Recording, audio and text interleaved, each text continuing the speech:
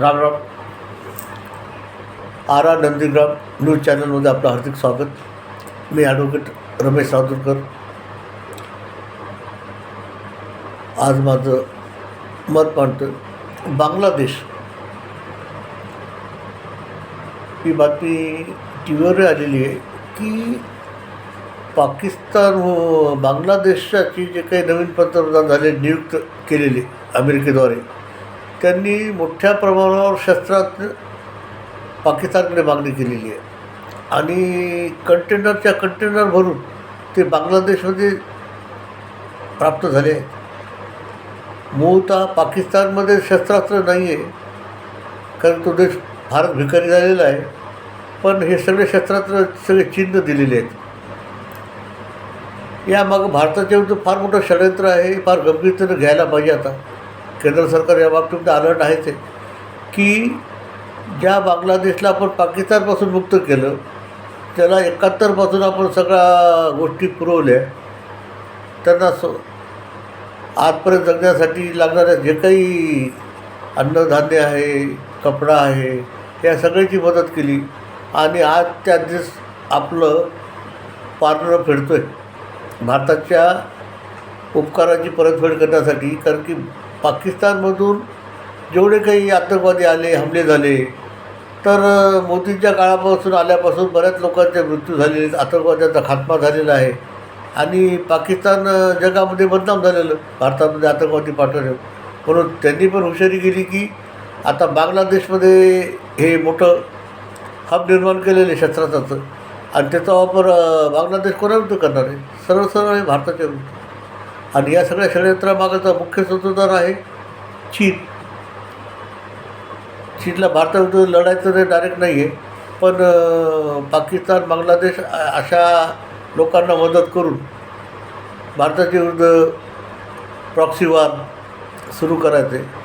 आता बांगलादेशमध्ये जे काही यवन समाज आहे तो आता अँटी इंडियन झालेला आहे. त्यांची मागणी की बांगलादेशमध्ये एकही हिंदू राहायचं नाही, एकही मंदिर ठेवायचं नाही आणि बांगलादेशला मुस्लिम राष्ट्र घोषित करा.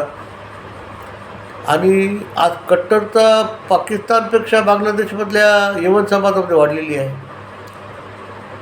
आणि यामागे भारताच्या बांगलादेशला लागून असलेली जी काही सीमा आहे, जी आपण 7 सिस्टर्स म्हणतो, आसाम, मेघालय, नागालँड, आणि त्या भागात जाणारा जो एक रस्ता आहे तो फार छोटा आहे. झारखंडमधून त्या भागातून त्या भागाला जोडतो पूर्ण आसाम वगैरे 7 जे राज्य आहेत आपले.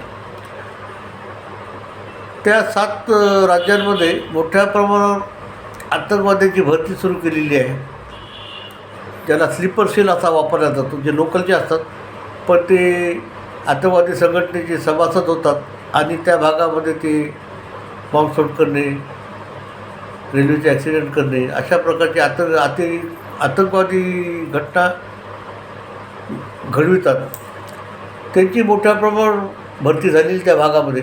आणि चीनचं ते उद्देश आहे की भारताला परेशान करणे, भारतामध्ये दंगली घडविणे, भारतामध्ये आतंकवादी पाठवून आतंकवादी घटना घडविणे, ज्यामध्ये बॉम्बस्फोट आहेत, दंगली आहेत. ह्या सगळ्या षडयंत्राचा फार मोठा भाग आहे. आज ही गोष्ट गंभीरतेने घेण्याची वेळ आलेली आहे की बांगलादेश भारताच्या विरुद्ध आतंकवादी तयार करणारा एक मोठा कारखाना आता तिथं सुरू झालेला आहे, ज्याला चीन आणि पाकिस्तानच्या ISIचा मदत आहे. आणि यांचे प्रॉक्सी वॉर जे आहे ते भारतासाठी फार डेंजर होणार आहे. आणि बांगलादेशातून भारतात येण्यासाठी फार सोपे मार्ग आहेत. बॉर्डर क्रॉस करायला फार काही लागत नाही ना, कारण पहिलेच बांगलादेशी भारतामध्ये खूप आहेत, रोहिंग्या आलेले आहेत आणि आता ही आतंकवादी नवीन निर्माण झालेली. कारण बांगलादेशमध्ये यवनाची कट्टरता फार वाढलेली. हे आज यांना सगळीकडून सपोर्ट आहे जगातून भारताच्या विरुद्ध प्रॉक्सी वॉर करण्यासाठी. आणि मोदी आल्यापासून हिंदू राज्य आल्यासारखं झालेलं आहे, म्हणून त्यांचा फार मोठा राग आहे की भारताला कसं बरबाद करायचं आहे. भारताची प्रगती इतर देशांना डोळ्यात खूपच आहे. आणि भारतामध्ये हिंदू आणि मुसलमान हा वाद वाढून भारतामध्ये दंगली घडविणे, भारताला अस्थिर करणे, भारताची प्रगती होऊ न देणे, अशा प्रकारच्या षडयंत्रामध्ये फार मोठा बांगलादेशचा पुढे रोल राहणार असं दिसते आज. केंद्र सरकार या बाबतीमध्ये अलर्ट आहेच आहे आणि त्या बाबतीत केंद्र सरकार भूमिका घेईलच. आणि भारतानं आता बांगलादेशला मदत करणं बंद करायला पाहिजे. कोणतीच मदत करायला नाही पाहिजे. आज त्यांच्याकडे वीजसुद्धा निर्मिती नाही. आज भारताकडून वीज जाते. अन्नधान्य, भाजीपाला सगळ्याच गोष्टी भारतावर डिपेंड आहेत. आणि बांगलादेशमध्ये जेव्हा सत्तांतर झालं तेव्हा भारताचे जे काही कारखाने होते, सगळ्यात जास्त म्हणजे कपड्याचे कारखाने होते की ज्या ठिकाणी भारत सूत देत होतं आणि पाकिस्तानमध्ये लेबर स्वस्त असल्यामुळं तिथलच्या बऱ्याच लोकांना रोजगार मिळत होता. ते सगळे कारखाने बंद पडलेले आहेत. आणि बांगलादेशमधून पूर्ण जगामध्ये स्वस्त कपडे विकले जात होते मोठ्या प्रमाणात. आज पूर्ण सगळं स्टॉप झालेलं आहे. कारखाने बंद पडलेले आहेत. तिथलचे लोक बेकार झालेले आहेत. अति बेकार झालेली संख्या या जिहादला वापरली जाणार आहे. एक तर धर्माचं वेडं आणि पुन्हा पैसा. त्यामुळे मोठ्या प्रमाणात ही भरती होऊ शकते. म्हणून बांगलादेशवर भारताचं लक्ष पूर्ण व्हायला पाहिजे आणि त्याला तिथल्या तिथंच रोखलं पाहिजे. मी मध्यंतरी एक मागणी केली होती की जसं अफगाणिस्तानमध्ये अंतर्गत बंडाळी होती, तिथलच्या शासनाचंही काम करू शकत नव्हतं, त्यावेळेला अमेरिकेनं आपलं सैनिक तिथं ठेवलं होतं. आजही शांतीसेना किंवा अमेरिकेनं तिथलच्या बांगलादेशातल्या परिस्थितीवर पाहून सैन्य पाठवायला पाहिजे. आणि तिथं जे हिंदूंवर जे अत्याचार केले जात आहेत त्याच्यासाठी शांतीसेना पाठवणं महत्त्वाचं आहे. या सगळ्या बाबतीत विचार होणं फार महत्त्वाचं आहे.